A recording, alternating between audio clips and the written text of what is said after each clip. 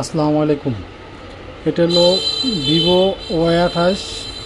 এটা সমস্যা কাস্টমার নিয়ে আসছে হলো ইমার্জেন্সি কল। তো আমি প্রথমে আইমি নাম্বারটা চেক করলাম,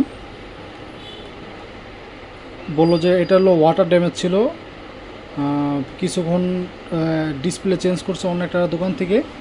তো পরবর্তীতে এক সময় চালানোর পরে হাফ বেলার মতন চালানোর পরে আর কি ইমার্জেন্সি কল হয়ে গেছে গা।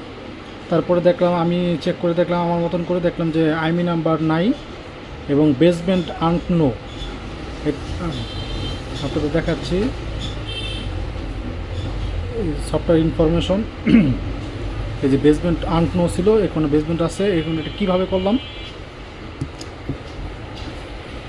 প্রথমত এই টিন, ওই পাশের টিন, এই পাশের টিন সব খোলার পরে ওয়াশ করলাম সুন্দর করে। এটার অবস্থা খুবই খারাপ ছিল, এখানে অবস্থাও কম বেশ খারাপ ছিল। তো এআইসি এটা তিনটা উঠাইছি এবং এখানে আপনার দুইটা ক্যাপাসিটার নষ্ট হয়ে গেছে এবং এখানেও দুইটা ক্যাপাসিটার নষ্ট হয়েছে। এই দুইটা রিপ্লেস করে লাগাইছি এবং এখানে দুইটা রিপ্লেস করে লাগাইছি এবং এখানে যে এইখানটার মধ্যে একটা লাইন মিসিং হয়ে গেছে, এই লাইনটা জাম্পার করছি।